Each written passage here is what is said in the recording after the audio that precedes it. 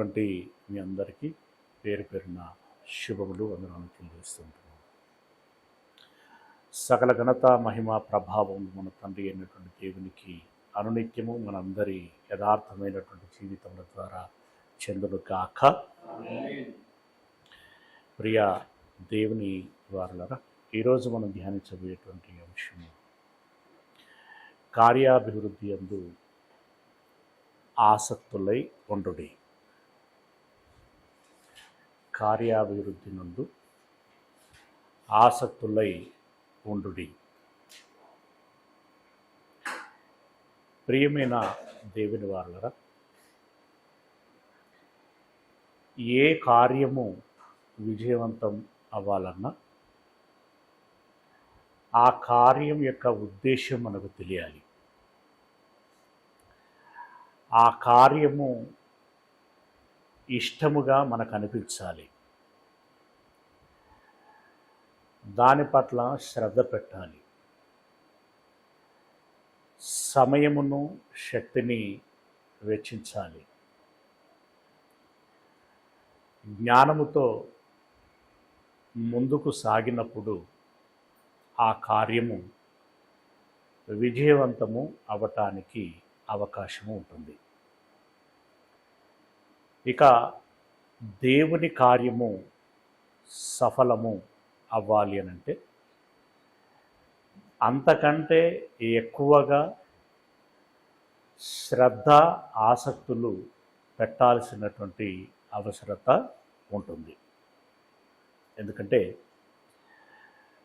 మన స్వంత శారీరక భౌతిక సంబంధమైనటువంటి కార్యములు చేస్తున్నప్పుడు పెద్దగా అభ్యంతరములు రాకపోవచ్చు.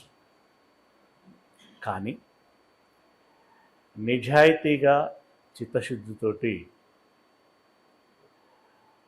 యథార్థంగా దేవుని యొక్క కార్యము చేయ తలపెట్టినప్పుడు మనం ఊహించినటువంటి ప్రతికూల పరిస్థితులు వస్తూ ఉంటాయి. సాతాను యొక్క శోధన ఎక్కువ అవుతూ ఉంటుంది. అలాంటప్పుడు ఒక అడుగు ముందుకు వేస్తుంటే 2 అడుగులు వెనక్కి లాగినట్టుగా ఉన్నప్పుడు సహజంగానే మనకు ఒక నిరాశ, ఒక నిర్వేదము, ఏం చేస్తాము అనేటువంటి ఒక బలహీనత, భయం ఆవరిస్తూ ఉంటాయి. తద్మూలంగా కొన్నిసార్లు తలపెట్టినటువంటి కార్యమును ఆపేస్తే బాగుండు అనేటువంటి ఆలోచన కూడా వస్తూ ఉంటుంది. అలాంటప్పుడు దేవుని యొక్క కార్యము విజయవంతంగా జరగాలి అనంటే మనము ఏ విధంగా ఉన్నప్పుడు, ఎవరి ఎడలనైనా ఏ విధంగా ఎప్పుడు ఫలిస్తుంది, విజయం సాధిస్తుంది అని మనము ఎరిగేటువంటి ప్రయత్నం చేసినట్టయితే, ఇందాక వాక్య పఠనంలో మనం చదువుకున్నటువంటి మాటలోని చివరి మాట, విత్తనమును గురించినటువంటి ఉపమానము అక్కడ చెప్పాడు. అందులో సారవంతమైనటువంటి నేలలో పడినటువంటి విత్తనమును గురించి మాట్లాడుతూ ఆ 15వ వచనంలో చెప్తున్నటువంటి మాట మనం ధ్యానించగలిగినట్లయితే, మంచి నేల అంటే కండగలిగిన, పుష్టి కలిగిన, ఖనిజ లవణములతో కూడినటువంటి సారవంతమైనటువంటి నేల. గరుకుది కాదు, బండది కాదు, మంచి గుల్లబారినటువంటి నేల. కండ అలాగే గుల్లబారినటువంటి నేల. అది సేద్యమునకు అనువైనటువంటిది, మొక్కకు బలమైనటువంటి శక్తినిచ్చేటువంటిది. రైట్. అలాంటి నేలను గురించి ఇక్కడ మాట్లాడుతూ, ఆ నేలలో గనక విత్తనము పడితే ఇక ఆ విత్తనము చక్కగా పెరుగుతుంది, అంటే మొక్కగా చక్కగా పెరుగుతుంది, ఏపుగా ఎదుగుతుంది, బాగా పూస్తుంది, కాస్తుంది, విస్తృతంగా ఫలిస్తుంది. ఇది నిజం. ఇది 100కి 100 నిజం. మనం ప్రత్యక్షంగా చూసిన వాళ్ళము ఉండొచ్చు, చూడనటువంటి వాళ్ళము, మేబీ చూడనటువంటి వాళ్ళు ఎవరు ఉండకపోవచ్చు. రైట్. అందరికీ తెలిసినటువంటి విషయం. ప్రకృతిని మనం గమనిస్తున్నప్పుడు ఎన్నో పాఠాలు అది చెబుతుంది. నాకు తెలిసినంత వరకు ఏంటంటే, నేను అంటాను, ఎక్సెప్ట్ జీసస్ క్రైస్ట్ను గూర్చినటువంటి విషయం కాకుండా, అఫ్కోర్స్ దానికి కూడా ఒక లైన్ ఉంది. దేవుడి గురించినటువంటి సమాచారము బైబుల్ లేకుండానే కేవలం కళ్ళకు కనబడుతున్న, చెవులకు వినబడుతున్నటువంటి వాటితోటే సమూలాగ్రహము చేసుకోవచ్చు. ఆగ్రహం కాదు, ఆగ్రహణము, సమూలాగ్రహణము చేసుకోవచ్చా లేదా? కొర్నేలి ఎలా అయ్యాడు భక్తుడు?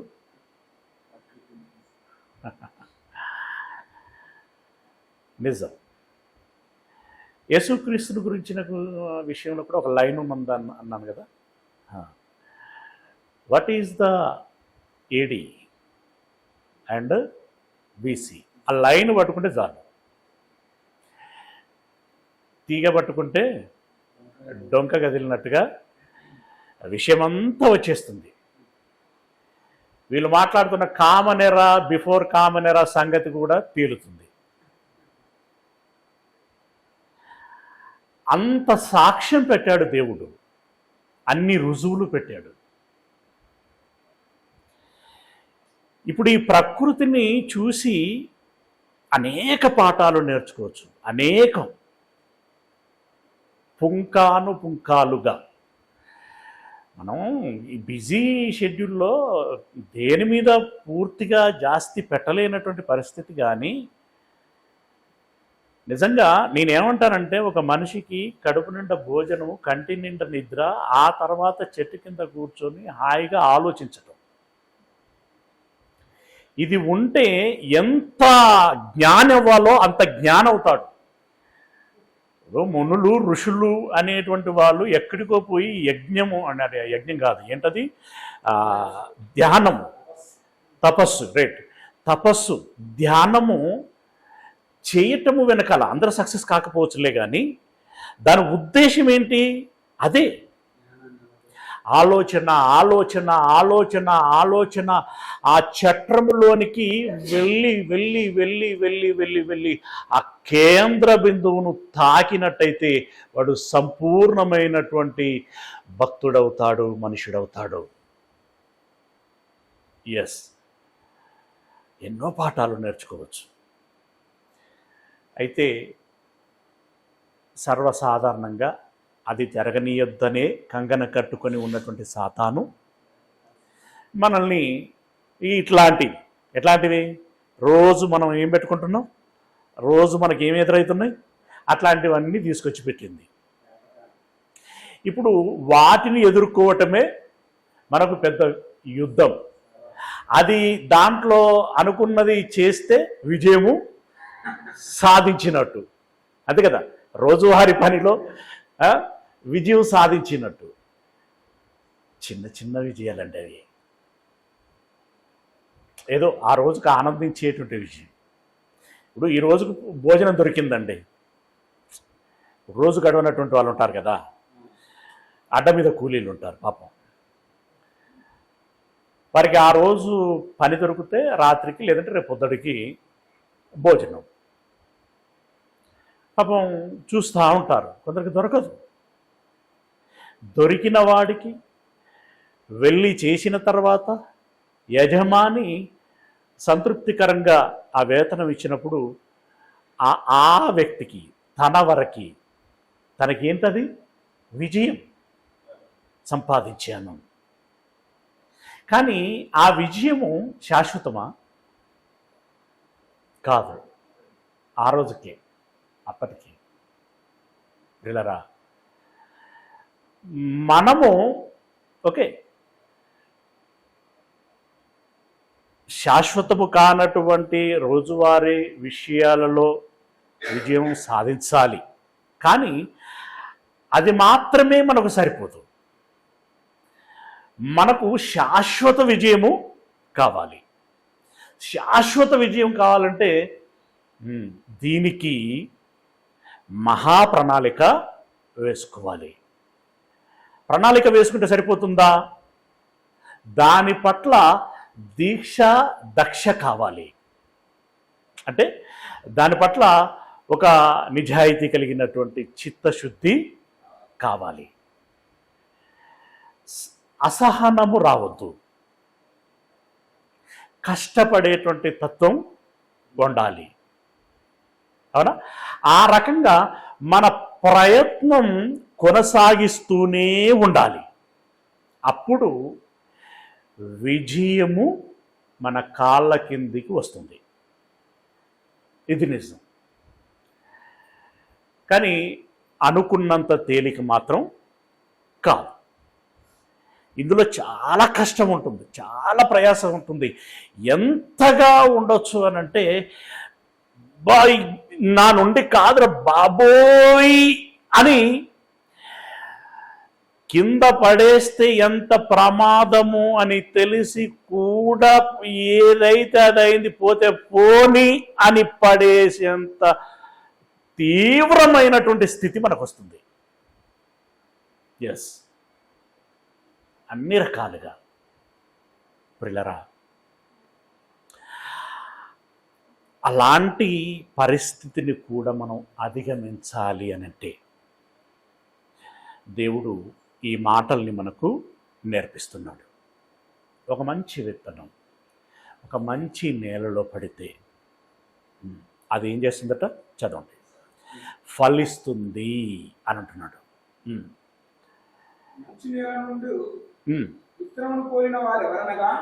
మనిషి నేలన ఉండేటువంటి, అదేనా? మంచి నేల, అదే మంచి నేలన ఉండు విత్తనమును పోలినటువంటి వారు ఎవరనగా, యోగ్యమైన మంచి మనస్సుతో కండగల, పుష్టిగల, సారము గల, గుళ్ళబారిన నేల అన్నాను కదా ఇందాక. ఇన్ని రసవత్తరమైనటువంటి రసము కలిగినటువంటి హృదయం కావాలి. అర్థమైందా? యోగ్యత మీన్స్ అదే. ఎలా ఉండాలి మన నేల? ఎలా ఉండాలి? మంచి కండ కలిగినటువంటిదిగా ఉండాలి. అర్థం కావడానికి ఆ పదం. కండ అంటే కండ ఎట్లాగో నాకు ఉన్నది కదా. పుష్టి కలిగినటువంటి, సారము కలిగినటువంటి ఒక నేల మాదిరిగా మన హృదయము ఉండాలి. ఉంటే మంచి మనసుతో వాక్యము విని, మంచి మనస్సుతో వాక్యము విని, అంటే ఇప్పుడు మనం యోగ్యమైనది అనేటువంటి పదం వచ్చింది కదా ఇక్కడ. ఒక చౌడు నేలను దున్ని మంచి బ్రాండెడ్ విత్తనాలు తీసుకొచ్చేసి ప్రయోజనం నేనంటాను. అందుకే ఈ ముత్యాలు, పందులు, కుక్కల గురించి చెప్పాడు. తెలివైన వాడు ఎవడు కూడా చౌడు నేలలో విత్తనం వేయకూడదు కదా. సరే, దాన్ని సారవంతంగా చేసుకునేటువంటి ఒక విధానం ఉంది, అది వేరు. కానీ నేరుగా చౌడు నేలలో వేయటానికి వెళ్ళేది. అంటే ఇప్పుడు చౌడు నేల యోగ్యమైనది కాదు. ఇంకా కొన్ని పంటలకు కొన్ని స్వభావాలు కలిగినటువంటి నేల మ్యాచ్ అవుతుంది. అంటే మ్యాచ్ మీన్స్ సరిపోతుంది కదా. నల్లరేగడి కొన్ని రకాల పంటలకి అది సరిపోతుంది, బాగుంటుంది. ఎర్ర నేలలు కొన్నింటికి బాగుంటుంది. దుబ్బ నేలలు కొన్ని రకాల వాటికి బాగుంటుంది. అవునా? అలా నేల స్వభావమును బట్టి ఫలించేటువంటి ఫలము అనేటువంటిది ఉంటుంది. కామన్గా అన్ని రకాల పంటలకి సరిపోయేటువంటి నేలలు, వాతావరణం కొన్ని నేలలకు మాత్రమే ఉంటుంది, కొన్ని రకాల నేలకి. ఇప్పుడు మన హృదయం ఎలా ఉండాలి? అన్ని రకాలైనటువంటి పంటలను పండించగలిగేంత యోగ్యమైన హృదయంగా ఉండాలి. నేనంటాను ఇక్కడ కొంచెం ఎక్స్క్లూడ్ ఉంది అని నేను అనుకుంటున్నాను.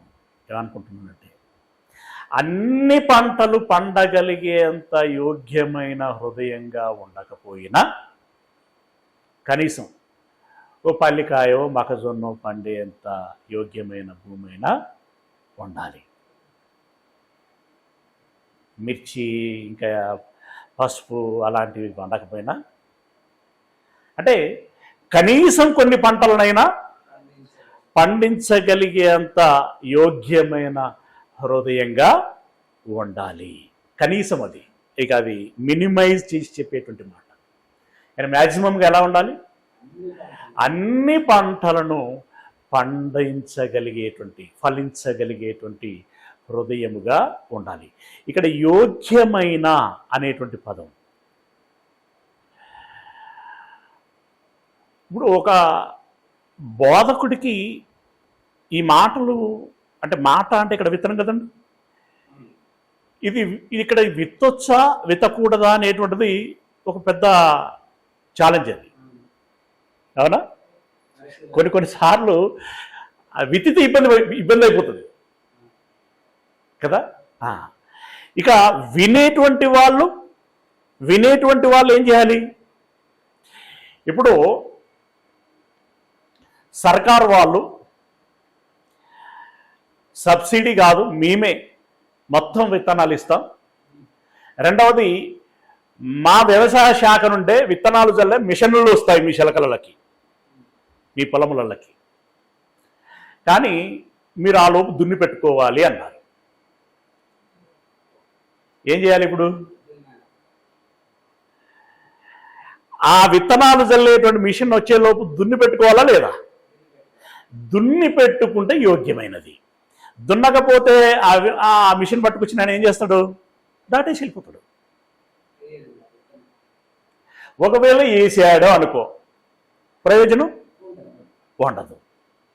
యోగ్యమైనది అంటే ఇంతే, మీకు అర్థం చేయించగలిగేది, అంతలో మొదలు ఏమీ లేదు. అంటే మీరేం చేయాలంటే, దేవుడి మాటలు అనేటువంటి విత్తనము నా హృదయం అనేటువంటి చెలక మీద చల్లుతున్నప్పుడు నా హృదయము ఆ విత్తనములను కలుపుకొని మొలిచి ఫలించేటువంటి విధంగా నేను సిద్ధపరచుకోవాలి. It's very important. మనకి ఒక హిస్టరీ చెప్పి ఈ రాజు మీద ఆ రాజు ఎలా విజయం సాధించాడంటే, యెహోవా హస్తము ఎలా పై చేయి సాధించింది అని అంటే, మోషే కర్ర ఎలా పామైపోయింది, ఈ కర్ర ఆయన కర్ర మీద పడ్డప్పుడు ఏమైంది, నీళ్లు రక్తంగా ఎలా మారాయి, ఇట్లాంటి విషయాలు చెప్పినప్పుడు కొంచెం ఇంట్రెస్టింగ్గా అది వేరే ఉంటుంది, బాగా ఎక్సైట్మెంట్ ఉంటాం మనం. కానీ ఇలాంటి విషయం చెప్పేటప్పుడు ఎగ్జైట్మెంట్ ఉంటుంది. ఇక్కడ ఎగ్జైట్మెంట్ ఎప్పుడు ఉంటుంది తెలుసా? నీవు ఆ డెప్త్లోనికి, దానికి అంత డెప్త్ అవసరం లేదు, నీవు ఆ డెప్త్లోనికి వెళ్ళినప్పుడు ఎగ్జైట్మెంట్ అవుతావు. బట్ నేనెంత చెప్తున్నా కూడా మీలో హావభావాలు రాలేదనుకోండి, అర్థమైనట్టే నాకు.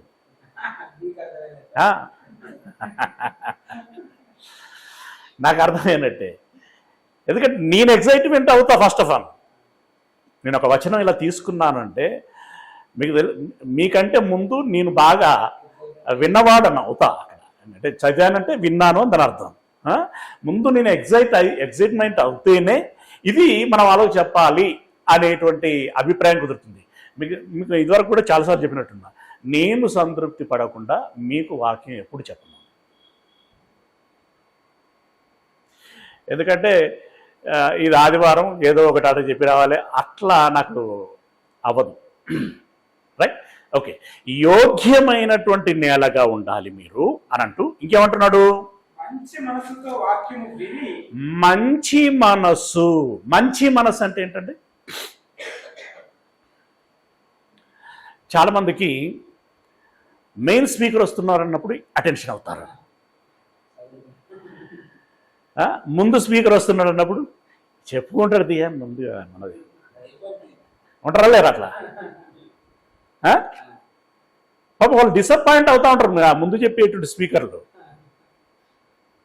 అది రైటా? కాదు. వారు ఎవరు చెప్పినా వారు చెప్పుచున్నది దేవుని మాట అయితే దాన్ని వినాలి అనేటువంటి మంచి మనస్సు ఉండాలి. కొన్నిసార్లు మనం క్యాజువల్గా మాట్లాడుకుంటూ ఉంటాం కదా, ఎంత చెడ్డవాడు మాట్లాడినా వాడి మాటలలో ఒక్క మంచి మాట అన్నా ఉంటుంది కదా. దానికోసం అన్నా ఏం చేయాలి? అదే అనమాట. ఇక్కడ ఏంటి? వినగల మంచి మనస్సు. మళ్ళీ చదువు. యోగ్యమైన మంచి మనస్సుతో వాక్యము విని దానిని అవలంబించండి. వినగానే సరిపోదు, ఏం చేయాలి? అవలంబించాలి. అవలంబించాలి. అవలంబించాలి. మనం నమిలితేనే కానీ మింగగలిగేటువంటి ఆహార పదార్థాలు చెప్పండి, ఒక 2-3 ఏమన్నా. ఉదాహరణకి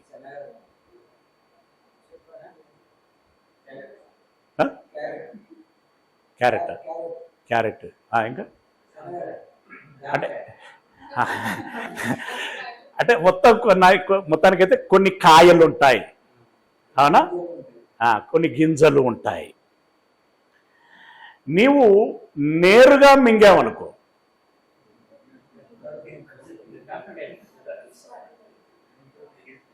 ఇక తర్వాత ఉన్నదే కదా. గనుక ఇక్కడ చెప్తున్నటువంటి మాట మనకదే. ఏమన్నాడు? మంచి మనసుతో వాక్యము విని దానిని అవలంబించి అనంటే ఇక్కడ ఆహారం ఏదైతే ఉందో ముందు పంటి కింద నమలాలి, తర్వాత కడుపులోనికి వెళ్ళిన తర్వాత జఠర రసములతో కలపాలి. అప్పుడది జీర్ణమై అందులో ఉన్నటువంటి సారము వంటబడుతుంది. అదే ఇక్కడ చెప్తున్నాడు. మంచి మనసుతో వాక్యము విని దానిని అవలంబించండి. అంటే వినగానే సరిపోదు, దానిని పాటించండి, ఆచరణలో పెట్టండి. ఆచరణలో పెట్టకుండా మీరు ఎంత విన్నా ఏమి ప్రయోజనము లేదు. ఏమి ప్రయోజనము లేదు.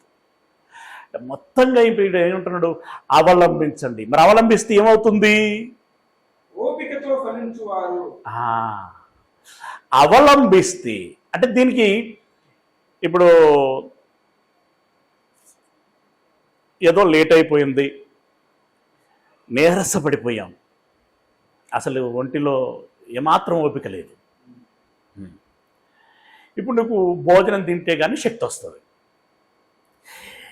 4 ముద్దలు గబగబా మింగేసావు, నమ్మలే మింగేసావు. ఏది శక్తి అంటే దానికి ఏం కావాలి? కొంచెం ఓపిక కావాలి. అంటే ఇదన్నిటి ప్రాసెస్లో మంచి మంచి పదాలు కదంటే అవి ఒక్కొక్కటి ఎంత ఎంత ముఖ్యమైనటువంటి పదాలు. మళ్ళీ ఒకసారి నేను రివిజన్ చేయాలనుకుంటున్నాను. మంచి నేలన ఉండు ఎవరనగా యోగ్యమైన మంచి మనస్సుతో వాక్యము విని దానిని అవలంబించి ఓపికతో ఫలించువారు. అంటే మంచి హృదయం ఉన్న వాళ్ళు ఎవరయ్యా అనంటే, హృదయం ఉన్నటువంటి వారు ఎవరయ్యా అంటే వినాలి, తర్వాత అవలంబించాలి, ఆ క్రమంలో తగిన ఓపికను కలిగి ఉండాలి. అప్పుడు మీరు ఫలించగలరు. ఇవి ఒక స్పిరిచువల్ సిస్టమేటిక్ లైఫ్ ఉండాలి అనుకునేటువంటి వారికి కావలసినటువంటి కంపల్సరీ విషయాలు ఇవి కదా. యోగ్యమైనటువంటి హృదయం, మంచి మనస్సు, దానిని విని స్వీకరించగలిగేటువంటి గుణం, ఆ తర్వాత దాన్ని ఆచరణలో పెట్టటం, ఆ క్రమంలో కావలసినటువంటి ఓపికను కలిగి ఉండటం, అప్పుడు మంచి ఫలములను మీరు ఫలించగలుగుతారు. విత్తనాల గురించిన ఉపమానం, విత్తనాల గురించినటువంటి ఉపమానం చెప్పి అనంటే ఆల్మోస్ట్ ఆల్ చర్చిలలో ఉన్నటువంటి ప్రతి వ్యక్తి మాట్లాడగలడు విత్తనాల గురించిన ఉపమానం. బట్ ఇది ఈ రకమైనటువంటి కాన్సెప్ట్తో స్వీకరించేటువంటి వాళ్ళు ఎంతమంది అనేటువంటిది ప్రశ్నార్థకం కదా. Right, okay. మంచి ఫలములు ఫలించాలి. ఇంతకీ ఫలాలు ఎవలకు? ఇప్పుడు మనం ఇందాక చెప్పుకున్నటువంటి దాంట్లో ఓపికతో మంచి ఫలాలను ఫలించాలి. ఈ ఫలాలు ఎవరికి? ఇప్పుడు ఫలించేది మనం కదా, ఫలించేది మనమైతే ఈ ఫలాలు ఎవరికి చెందాలి చెప్పాడు. ఎవరికి చెందాలి అంటే ఎవరికైతే నీడ్ ఉంటుందో, నీడ్ అప్పుడప్పుడు మనం అనుకుంటా ఉంటాం, మనమే ఎన్ని రోజులు అని చెప్పుకుంటాం వాక్యం, ఇతరులకి చెప్పాలి కదా. అందుకే ఈ మీటింగులు అనేటువంటి కాన్సెప్ట్ వస్తుంది, లేదా వీధి సువార్త, మొత్తానికి ఓపెన్ మినిస్ట్రీ, అంటే బయటికి వెళ్ళి ప్రకటించటం. నిజంగా అది చాలా ఇంపార్టెంట్ అండి. ఇప్పుడు ఆహారం ఎవరికి అవసరం అనంటే నీడ్, ఆ అవసరత ఎవరికైతే ఉన్నదో వాళ్ళకి ఇవ్వాలి. దాని విషయంలో మనం ధైర్యం చేయలేకపోతున్నాం ఇప్పటికీ. హానెస్ట్గా చెప్తున్నాను. మనము అని అన్నప్పుడు మీరు ఎప్పుడైనా గుర్తుంచుకోవాలి, నా కాన్సెప్ట్ ఏంటంటే అందులో నేను కూడా బాధ్యత కలిగినటువంటి వాడను, భాగస్థుడను. నేను చాలాసార్లు బాధపడుతున్నా, రిగ్రెట్ అవుతూ ఉంటాను, ఫెయిల్ అవుతున్నాను. సంఘం ఫెయిల్ అయిందంటే ఎవరు ఫెయిల్ అయినట్టు? కాపరి ఫెయిల్ అయినట్టు. నేను చాలా బాధపడుతూ ఉంటాను. ఇంకెప్పుడైనా సందర్భం వచ్చినప్పుడు మాట్లాడుతాను. రైట్, ఈ విషయంలో ఎవరికైతే అది అవసరమో దాన్ని అందించగలిగేటువంటి వారముగా ఉండాలి. సామెతల గ్రంథం 3వ అధ్యాయము 27వ వచనము. సామెతల గ్రంథం 3వ అధ్యాయము 27వ వచనము. మేలు చేయుట నీకు చేతనైనప్పుడు. మనకు ఇప్పుడు ఇందాక మనం మాట్లాడుకున్నట్టు కాన్సెప్ట్లో మనకు శక్తి, దమ్ము ఉన్నదా లేదా? మన దగ్గర వాక్యం ఉన్నదా? వయస్సు ఉన్నదా? ఆరోగ్యం ఉన్నదా? ధనం ఉన్నదా? ఉన్నదా? ఇక్కడ ఇందాక వచ్చినట్టుగా వస్తలేదు ఆన్సర్.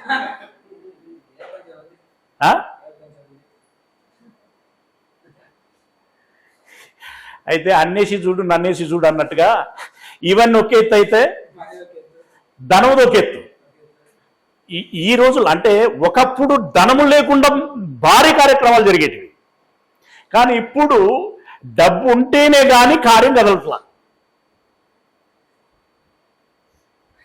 ఈ డబ్బు కాడ మనం ఎందుకు విఫలమవుతున్నాం? మనకు నిజాయితీ లేకనా? చిత్తశుద్ధి లేకనా? త్యాగ గుణము లేకనా? మనము సమర్పించుకోకనా, దేవుడు కోరుకుంటున్నది ఇవ్వగలిగేటువంటి మనసు లేకనా, ఎందుకు ధనము విషయంలో మనం విఫలమవుతున్నాం? మన కష్టార్జితమును మనం ఏం చేస్తున్నాం? So and so so and so so and so so and so లెక్కలు ఉండొచ్చు చాన్ని, కానీ ఆ లెక్కలతో దేవుణ్ణి ఒప్పించగలమా? ఒప్పించగలమా? ఇది మనం గమనించుకోవాల్సినటువంటి విషయం. రైట్? మనకు అంటే ఇప్పుడు మన ఈ సంఘానికి మనకు అన్నీ ఉన్నాయి. లోటు ఏంటి చెప్పండి? ఇప్పుడు అసలు నిజంగా కూడా మనకు లోటు ఏంటి? ఇప్పుడు ధనమే. నాకు తెలిసి ప్రతి సంఘంలో బ్యాంక్ బ్యాలెన్స్ ఉంటుంది. కొందరికి వేలల్లో ఉండొచ్చు, ఇంకొందరికి లక్షలలో, కొందరికైతే కోట్లలోనే ఉన్నాయి. ఇక అవి ఏమవుతున్నాయి ఏంటి అనేటువంటిది అది వాళ్ళు మన దేవుడికి లెక్క చూపించుకుంటారు. కానీ జీరో బ్యాలెన్స్తో మెయింటైన్ అవుతున్నటువంటి సంఘం ఏదైనా ఉన్నదంటే ఏమో ఉంటే ఉండొచ్చు కొన్ని, కానీ నాకైతే మన పరిసర ప్రాంతాలలో కనబడుతున్నది మన సంఘమే. కారణం ఏంటి?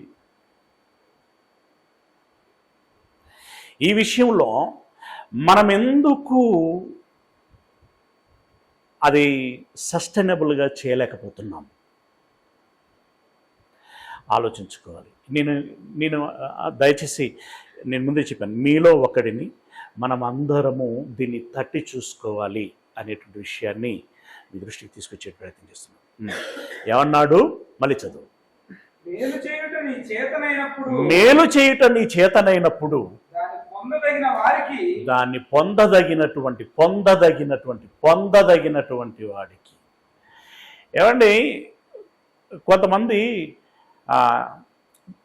దానం చేస్తే పుణ్యం వస్తుంది అనేటువంటి కాన్సెప్ట్ తోటి ఆ చౌరస్తాలలో అక్కడ ఇక్కడ కనబడేటువంటి వాళ్ళందరికీ దానం చేసుకుంటూ పోతూ ఉంటారు. ఇక గుడులు గోపురాలలో అన్నదానాలు అవి ఇవన్నీ చేస్తూ ఉంటారు. ఇంకా రకరకాల దానాలు చేస్తూ ఉంటారు. ఈ దానాలలో నిజంగా అవసరం ఉన్నటువంటి వారికి అందుతున్నది ఎంతమంది? అంత అవసరము లేకపోయినా పొందుకుంటున్నటువంటి వాళ్ళు ఎంతమంది? సరే, అదంతా మనకు ఆ డెప్త్ అవసరం లేదు. కానీ మనం మాత్రం గమనించాల్సినటువంటి విషయం ఏంటి? అవసరమైనటువంటి వారికి దాన్ని పొందదగిన పొందదగినటువంటి వారికి మేలు చేయుట నీకు చేతనైనప్పుడు వెనుక తీయకుము. ఏం తీయకుము? వెనుక తీయకుము. ఇది చాలా ఇంపార్టెంట్. వెనుక తీయకుము. మలాకీ గ్రంథంలో దేవుడు చెప్పిన మాట మనకు తెలుసు కదండి, నా ఇంటిలో ధనము ఎందుకు లేదు. అక్కడ చాలా ఘాటు మాట మాట్లాడాడు. మీరు దొంగతనం చేస్తున్నారు అని అన్నాడు, మీరు దొంగలు అన్నాడు. దయచేసి ఇది మన మేలు కోసం మనం సృష్టించుకుంటున్నటువంటి మాటలు. ఓకే, మనము ఇక్కడ పొందదగినటువంటి వారికి ఇవ్వగలిగేటువంటి ఏముండాలి? చేతనైనప్పుడు దాని పొందదగినటువంటి వారికి చేయకుండా వెనుక తీయకుము. అంటే కంపల్సరీ నువ్వు ముందడిగే వేయాలి తప్ప వెనుకడుగు వేయకూడదు, ఆగకూడదు, వెనుకడుగు అసలే వేయకూడదు. సాధ్యమైనంత వరకు ముందడిగే వేయాలి తప్ప వెనక అడుగు వేయకూడదు. దయచేసి కొన్నిసార్లు మనల్ని మనం మోసం చేసుకుంటూ ఉంటాం. నా సమస్యలు నాకున్నాయి, దేవుడికి తెలుసవి, దేవుడే వాటిని చూసుకుంటాడు, ఇప్పుడు మాత్రం నేను ఏం చేయలేను అని అనుకుంటూ ఉంటారు. ఆ మాటతో వాక్యానుభవం కలిగినటువంటి వాడి మీద చెప్తున్నాను, దయచేసి మీరు మనం దేవుణ్ణి ఒప్పించలేము.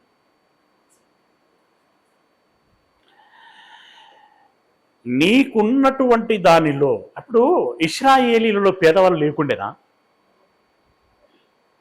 ఉండుంటారా? అందరు ధనవంతులే ఉండుంటారా? పేదవారు పేదవారు అని ఎన్నిసార్లు ఇశ్రాయేలు ఉద్దేశించి మాట్లాడాడు అక్కడ? మీలో పేదవారిని జ్ఞాపకం చేసుకోండి, మీలో పేదవారికి అంటాడా లేదా? వాళ్ళకు కూడా ఏం చేశాడు? కంపల్సరీ చేశాడు. ఏం చేశాడు? కంపల్సరీ దశమ భాగము అని కంపల్సరీ చేశాడు. కంపల్సరీ చేసినటువంటి దేవుడు ప్రేమామయుడా, పీడించేవాడా? దశమ భాగం అనేది కంపల్సరీ లేదా ఆ రోజుల్లో? ఆ మాటను బట్టి పేదవాళ్ళు ఉన్నారని తెలిసి కూడా ఆ మాటను బట్టి అతడు ఇప్పుడు ప్రేమిస్తున్నటువంటి వాడా, పీడిస్తున్నటువంటి వాడా?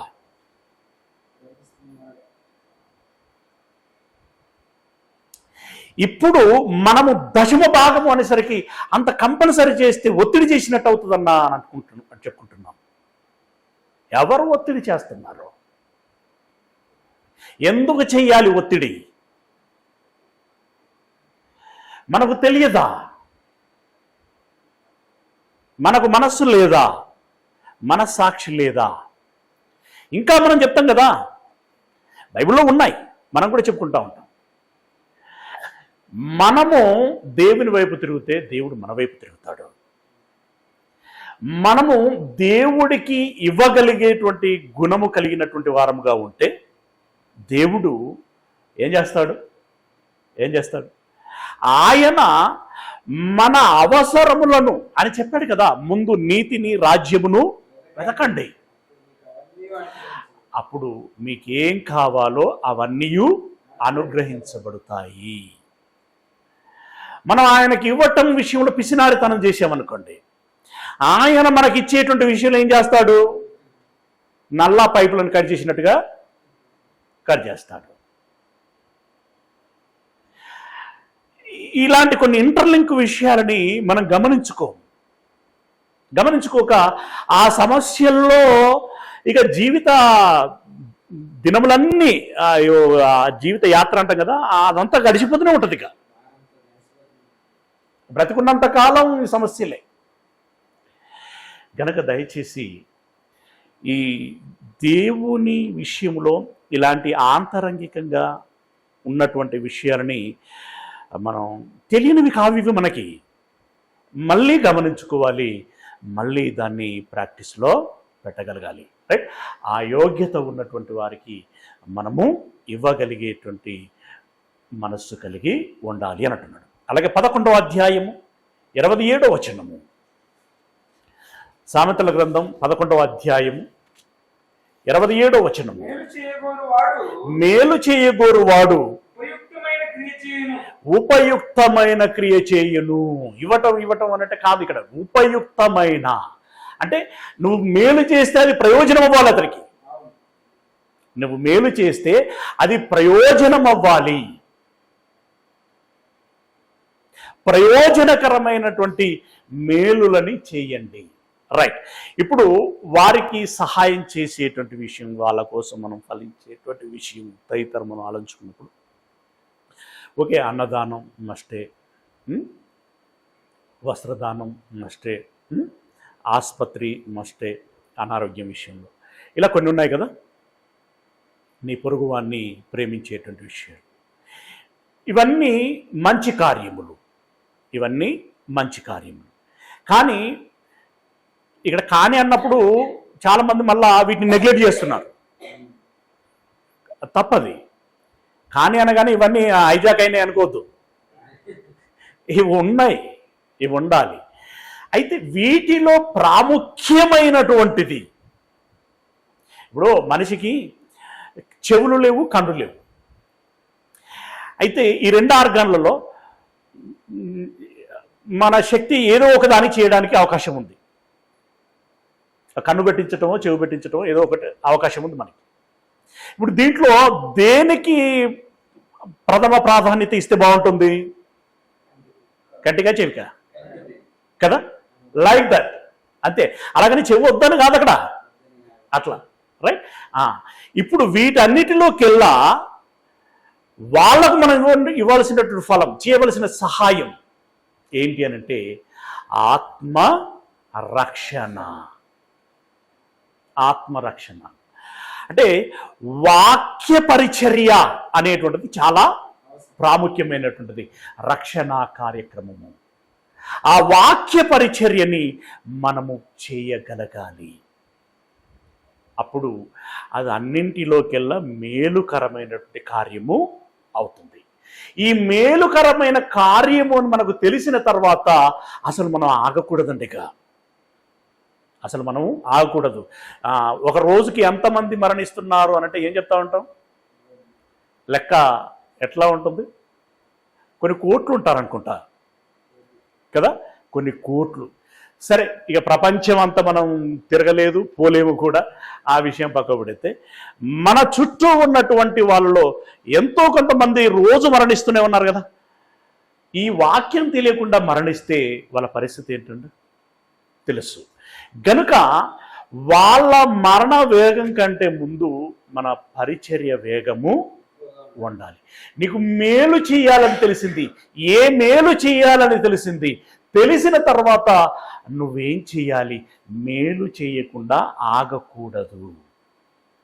అందుకే ఒక మాట చెప్తున్నాడు. ఆమోసు గ్రంథము 5వ అధ్యాయము 14వ వచనము. ఆమోసు గ్రంథము 5వ అధ్యాయము 14వ వచనం. 5వ అధ్యాయము 14వ వచనము. మీరు బ్రతుకున్నట్లు ఇక్కడ హెచ్చరిక ఉంది. మనం ఎవరకు మేలు చేయటం అనేటువంటిది గొప్పగా ఫీల్ అయ్యే విషయం కాదు ఇది. పౌలు గారు ఒక మాట అన్నారు, సువార్తను ప్రకటించవలసినటువంటి భారము నా మీద మోపబడి ఉన్నది. ఇంకా అక్కడ కంటిన్యూషన్లో చాలా మాటలు మాట్లాడతాడు. దాని అర్థం ఏమొస్తా ఉంటుంది అని అంటే, నేను సువార్త ప్రకటిస్తున్నందులకి అతిశయించుటలేదు అన్నడా? అతిశయ కారణం లేదు ఇక్కడ. అంటే నేనే సువార్త ప్రకటిస్తున్నాను, ఇప్పుడు నేను ఉద్ధరించేటువంటి వాడను, లోకాన్ని రక్షిస్తున్నటువంటి వాడను, నేనే ముఖ్యుడను, ప్రాముఖ్యుడను అని చెప్పి నేను ఫీల్ అవుతాను. ఎందుకంటే నాకొకరు దానం చేస్తేనే నేను నిలబడ్డా. నాకొకరు దానం చేస్తేనే నేను నిలబడ్డా. అలాంటప్పుడు ఒకరి దానం మూలంగా నిలబడినటువంటి నాకు మరొకరికి దానం చేయవలసిన బాధ్యత ఉన్నది. నేను నా బాధ్యతను నిర్వర్తిస్తున్నానే తప్ప నేనేదో ఉద్ధరిస్తున్నాను అని అనుకోవట్లేదు అని అన్నాడు ఆయన. అందులో అతిశయించాల్సింది, గొప్పగా ఫీల్ అవ్వాల్సింది ఏమీ లేదు. ఇది నా కనీస విద్యుక్త ధర్మం. దీని గురించి నేను బిడ్డలను కన్నా తల్లులను గురించి ఉపమానాలు చెప్పాను, ఉదాహరణలు చెప్పాను మీకు గతంలో. ఆ బిడ్డ ఒకనాడు తన అమ్మ దగ్గర పాలు తాగిందే, ఇప్పుడు తాను బిడ్డను కన్న తర్వాత తన కర్తవ్యం ఏంటి, తన బాధ్యత ఏంటి, ఎవరు చెప్పాల్సిన అవసరం లేదు కదా. Like that. అలా పౌలు గారు ఫీల్ అయ్యారు. ఇక్కడ మనం కూడా ఏదో మనమే చేసేస్తున్నాము అని చెప్పేసి అనుకోవటానికి వీలేదు. అందుకే ఏమన్నాడు? మీరు బ్రతుకున్నట్లు. ఫస్ట్ ఆఫ్ ఆల్ నువ్వెవరికో ఏదో చేస్తున్నావు అనేది కాదు, నీ బ్రతుకు కోసం నువ్వు బ్రతకాలంటే, నువ్వు మనగడ సాగించాలంటే, నీకు భవిష్యత్తు కావాలంటే, అది మాట అక్కడ. నీవు బ్రతుకున్నట్లు కీడు విడిచి మేలు వెదకండి. అంటే మేలు చేయండి, కీడు చేయకండి, మేలు వెదకుడి. అలాగు చేసిన ఎడల మీరనుకుని చొప్పున దేవుడును సైన్యములకు అధిపతి యెహోవా మీకు తోడుగా ఉండును. మీరు బ్రతకాలంటే కీడును విడవండి, మేలును చేయండి. మేలు అంటే మళ్ళీ నేను వివరణ ఇవ్వను, మీకు అర్థమైపోయింది. మేలును చేయండి, అప్పుడు జీవము గల దేవుడట మనకు సహాయంగా, అంటే తోడుగా ఉంటాడట. దీన్ని మనం ఎలా అర్థం చేసుకోవాలో తెలుసా? అనారోగ్యంతో బాధపడుతున్నటువంటి పౌలు గారు, దేవా నాకు స్వస్థత దయచేయమనంటే నేను చేయనురా అన్నాడు. అదేంటో అందరి గురించి అడిగితే చేసినావు కదా, నా దగ్గరికి వచ్చేసరికి చేయనంటాను. అయితే నువ్వు చెప్పిన పని నేను చేయను పో. 3 సార్లు అడిగాడు. 3 సార్లు అడిగితే నోరు ముయ్యి అన్నాడు. అని మళ్ళీ వెంటనే దేవుడు ఏమన్నాడంటే, ఎందుకురా, నా కృప నీకున్నది చాలు. అప్పుడు లైట్ వెలిగింది బాగా ఆయనకి. ఇక నీ కృపే నాకున్న తర్వాత రోగం ఉంటేంది, ఇంకా తలకాయ పగులుతేంది, సమస్య ఇంకేదైనా వస్తే వద్దు దేవా, మీరన్న మాట మీదనే ఉండండి. నేనేదో తెలియక అడిగాను కానీ నాకు స్వస్థత వద్దు, ఏది వద్దు, నీ కృప నాకు ఉంటే చాలు. ఇప్పుడు నేను ఇక్కడ మాట్లాడేటువంటి మాట ఏంటంటే, దాన్ని బట్టి ఇక్కడ మనం అర్థం చేసుకోవాల్సిన విషయం, జీవము గల దేవుడు ఏమై ఉంటాడట, తోడుగా ఉండును. దేవుడు తోడై ఉన్న తర్వాత ఇంట్లో తోడు లేకపోతే ఏమున్నదండి? పాలకు తోడేస్తాం కదా.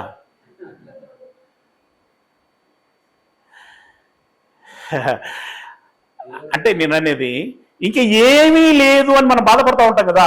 అవి డబ్బులే కావచ్చు, మనుషులే కావచ్చు, ఇంకే రకరకాలుగా. కొన్నిసార్లు ఆరోగ్యం కూడా బాగలేకపోవచ్చు, నాకు ఆరోగ్యం లేదు, ఇట్లా అట్లా ఎన్నో రకాలుగా బాధపడుతూ ఉంటాం. నేను ఇప్పుడు ఈ రోజుకి ఇలా ధైర్యంగా ఉన్నానంటే ఇదే మాట అండి. నా సిచ్యువేషను మీకు కొంత తెలుసు, నాది నాకు ఇంకా బాగా తెలుసు. అయినా ఒక మొండి వాడనిగా మీకు కనబడుతుంటాను అనుకుంటున్నాను నేనైతే. ఒక మొండి వాడను. కారణం ఏంటంటే అదే భరోసా. నిన్న రాత్రి చిన్న సంఘటన జరిగింది, దీపిక చూసింది. రోడ్డు మీద టైర్ బరస్ట్ అయిపోయింది. మంచి డివైడర్ పక్కనే ఆగింది. టైర్ బరస్ట్ అయినప్పుడు యాక్చువల్గా వెహికల్ ఏమవ్వాలి, ఇన్బ్యాలెన్స్ అవ్వాలి. అటు అవ్వలేదు, స్టేబుల్గా ఆగింది. తర్వాత స్టెప్ని మార్చుకోవాలి. వాడు వీళ్ళు ఉంటారు కదా రోడ్ సైడ్ అసిస్టెంట్ చేసేవాళ్ళు, ఒక్కడి స్పందించట్లా. గంట సేపు ఫోన్ చేసింది, స్పందించలా. వేలాది మంది పోతున్నారు, ఇంకా మాకు సలహాలు ఇస్తున్నారు, పక్కవేటు బండి. దాదాపుగా ఒక 10-15 వెహికళ్ళు కారును తాకేంతగా వచ్చిపోయాయి. వీళ్ళు భయపడ్డారు, మా మీదకి ఎక్కడ వస్తుందో, కారుని ఎక్కడ గుద్దేస్తారు. నేను ఫోన్ మాట్లాడాలంటే కారులో ఉంటేనే వీలవుతున్నది. కారు గుద్దితే నాకేమవుతుందని శ్రీలత టెన్షన్, అమ్మ టెన్షన్. ఈలోపు మా చిన్నమ్మ కొడుకు తమ్ముడు వచ్చాడు. వేలాది మంది వెళ్ళారు, అందులో 3 ఆగారండి. అందులో ఒక ఆయన డ్రింకర్, అంటే తాగి ఉన్నాడు. ఒక ఆయన వచ్చి పలాని వాళ్ళకు ఫోన్ చేస్తా అని చెప్పి చకచక ఫోన్ చేస్తున్నాడు ఆయన. ఇలా తమ్ముడు వచ్చాడు తను చూసుకుంటారులే అని చెప్తున్నాను. ఇంకొక అతను వచ్చాడు, అతడు తాగి ఉన్నాడు, చేతికి ఏమో ఇబ్బంది అయినట్టున్నది, కట్టుకట్టి ఉన్నది. సరే స్టెఫిన్ మార్చాలా అని అంటున్నాడు ఆయన. అవునండి, అది మాకు జాకి ఎప్పుడు మనకు ఎక్స్పీరియన్స్ లేదు కదా. నేనేదో ఖాళీ టైంలో తీసి పెట్టాను మామూలు ఫ్రీగా ఉన్నప్పుడు, కానీ ఇక్కడ ఒకలాంటి టెన్షన్ అక్కడ రేజ్ అయింది. అది రావట్లా, ఆ జాకి బయటికి రావట్లా. అతడు వచ్చి ట్రై చేశాడు, అతనికి రావట్లా జాకి. కానీ చకచక మాత్రం ఇప్పేసాడు.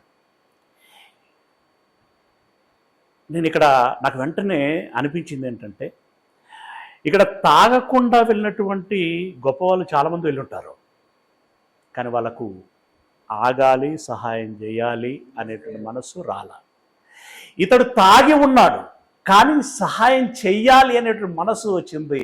వచ్చి అడిగాడు, చేశాడు కూడా. ఈ ఇద్దరిలో ఎవరు గొప్పవారు? తాగకుండా వెళ్ళినోడు గొప్పోడా, తాగి వచ్చి సహాయం చేసినోడు గొప్పోడా? ఒకవేళ వీళ్ళిద్దరిలో నీతిమంతులు ఎవరు అంటే ఎవరిని గురించి నీతిమంతులు అనాలి? వీళ్ళిద్దరిని కంపేర్ చేస్తే కదా. ఇంకొక అతను యాదగిరిగుట్టట ఆయనది, వీళ్ళందరూ అడ్రస్లు కూడా ఇచ్చారు. యాదగిరిగుట్టట ఆయన మెకానిక్, స్వయాన మెకానిక్. ఆయన వచ్చి ఆ జాకి రాలేదు కదా, మా తమ్ముడు పట్టుకొచ్చిన జాకితో దానికి సర్వైవ్ అవుతలేదు, ఈ వెహికల్కి సరిపోతలేదు. ఆయన వచ్చాడు, జాకి తీసి అది పొజిషన్ కూడా నేను కూడా అదే అనుకున్నాను, అక్కడే పెట్టాలి కావచ్చు అని. కాదట, ఈ బండికి పెట్టాల్సిన పొజిషన్ అది వేరే ఉంది. అది ఫ్రంట్ నుండి పెట్టాడు ఆయన, పెట్టి టక్నోలు వేసేసింది, పెట్టేశారు. అంటే ఒక 1 hour అబో ఒక రకమైనటువంటి ఒత్తిడి అక్కడ ఉంది. అంటే ఒత్తిడి మీన్స్ ఏం చెయ్యాలి. కానీ నేను మాత్రము ఇది ఎలాగైనా సెట్ అవుతుంది.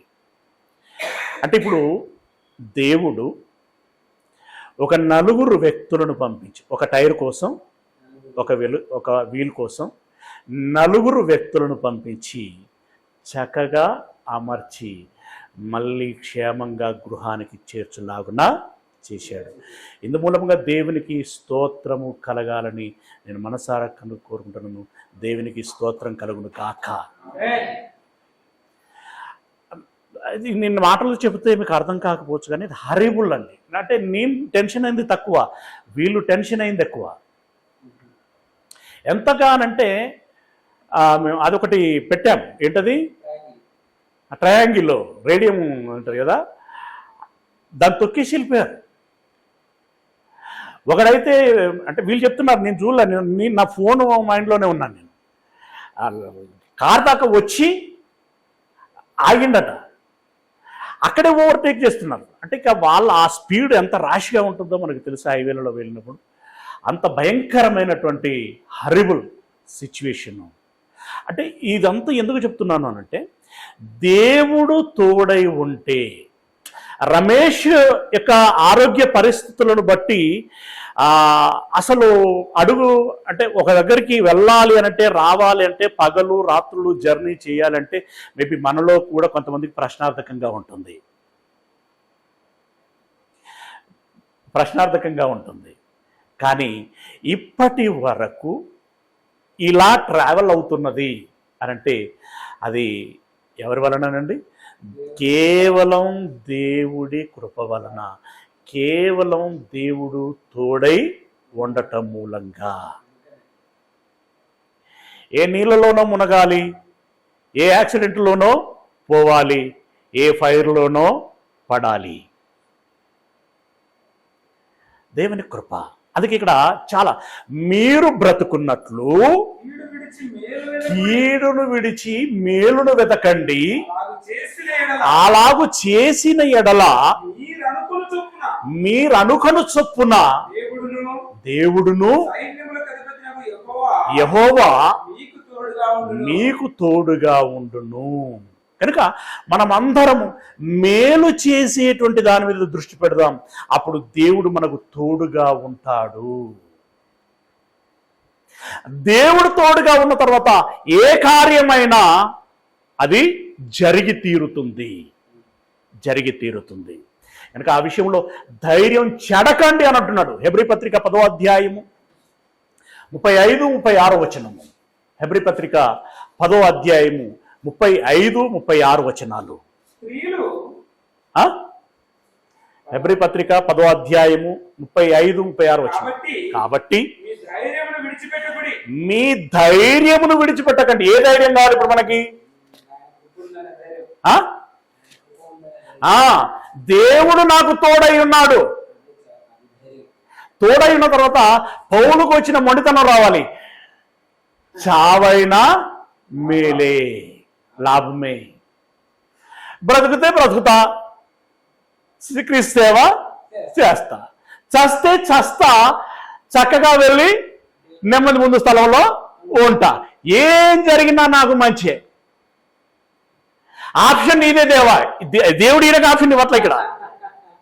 అర్థమైందా మీకు? ధైర్యం. ఇతడే దేవునికి ఆప్షన్ ఇస్తున్నాడు. దేవా మీరు బ్రతికిస్తారా, బ్రతికించుకోండి, మీ సేవ చేస్తా. చంపేస్తారా, చంపుకోండి, మీ దగ్గరికి వస్తా. అంటే డేర్ అండి. అంత దమ్ము మనకు రావాలి, అంత ధైర్యం మనలో ఉండాలి.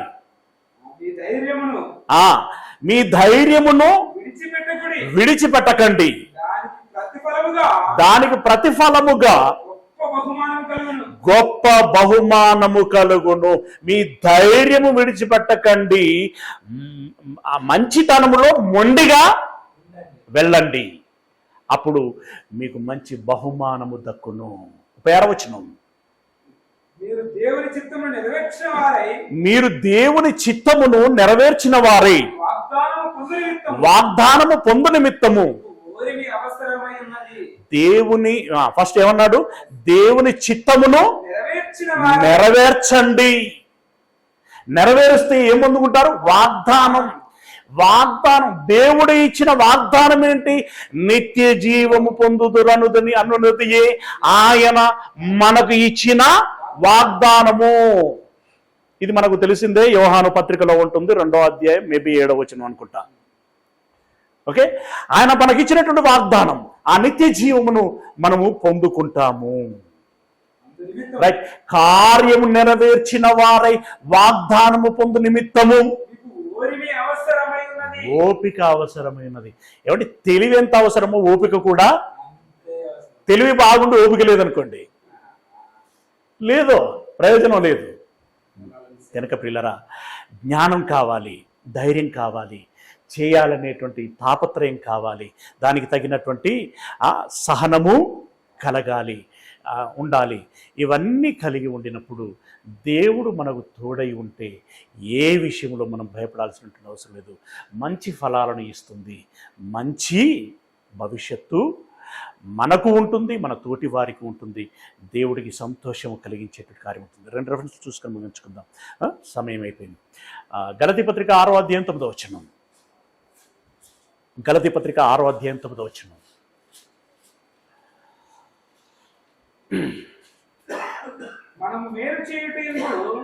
మనము మేలు చేయుట యందు ఇది జరుగుతుందండి ఎప్పుడన్నా? విసుగొస్తుందా మనకి?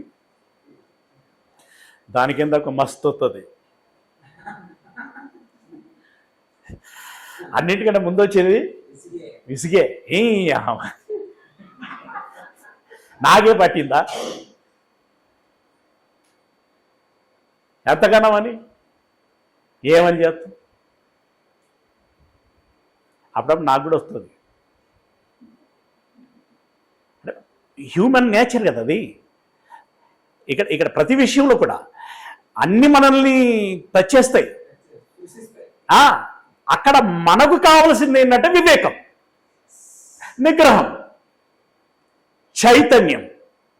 ఓకే, వాటితో మళ్ళీ మనం వేటిని పక్కకు జరపాలనో వాటిని పక్కకు జరిపేసి వేటిని పట్టుకోవాలో వాటిని పట్టుకొని ముందుకి వెళ్ళాలి. అందుకే ఏమంటున్నాడు? మేలు చేయుట యందు విసుకక యుందము. మనము అలయక మేలు చేసి తిమేని. దానికి ఒక కాలం ఉంటుంది. మనం ఏమనుకుంటాం అంటే ఇలా చేసి, ఇందాక ఏదో చెప్పినట్టున్నాను కదా, ఇట్లా చేసి అట్లా కావాలనుకుంటాం. ఇట్లా తిని అట్లా శక్తి కావాలనుకున్నట్టుగా ఇట్లా చేసి అట్లా కావాలనుకుంటాం. నో, ప్రతి దానికి ఒక టైం ఉంటుంది. విత్తనం విత్తుతాం కదా, విత్తనం కాస్త వేచి చూడాలా లేదా? ఇది కాస్తలేదని చెప్పేసి ఇవాళ నాటి రేపు పొద్దున విసుకక మేలు చేసి తిమేని తగిన కాలమునందు పంట కోతుము.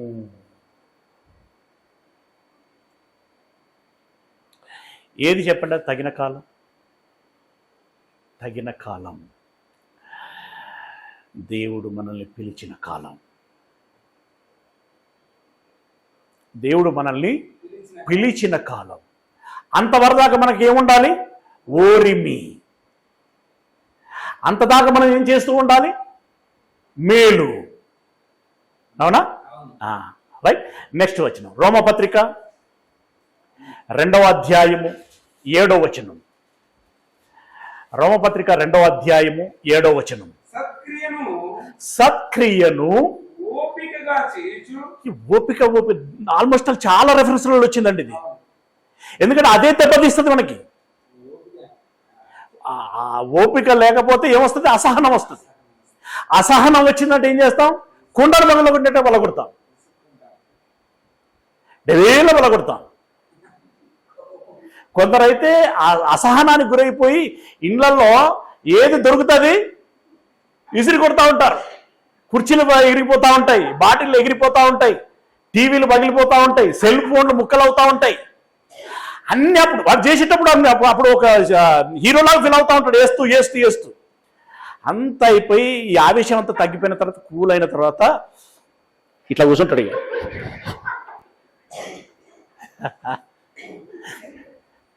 వేల లక్షల సొమ్ము అక్కడ డ్యామేజ్ అవుతుంది. తర్వాత ఫ్రెండ్ వచ్చి మళ్ళా, అప్పుడు ఫ్రెండ్ అయితే సూట్ అవుతాడు. అలా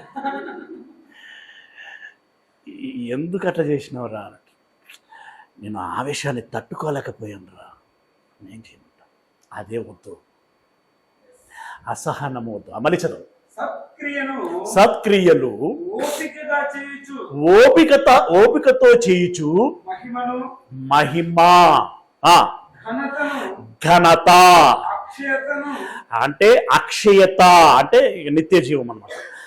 మహిమ, ఘనత ఇవన్నీ పరలోకానికి సంబంధించినవండి, పరమునకు సంబంధించినది. మనకు మహిమ కావాలా? కావాలి. ఘనత కావాలా? కావాలి. మూడవది అక్షయత అంటే నిత్య జీవం కావాలా? కావాలి. ఈ 3 పొందుకోవాలంటే మహిమ, ఘనత, అక్షయత వెదకు వారికి దేవుడు నిత్య జీవముని ఇచ్చును.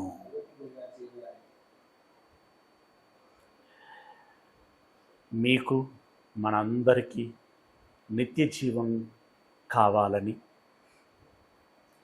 విన్నటువంటి మాటలన్నిటినీ మదిలో పెట్టుకొని మనమంతా ప్రయత్నం చేసి సాధించాలని మనసారా కోరుకుంటూ ఈ మాటల్ని ముగిస్తున్నాను.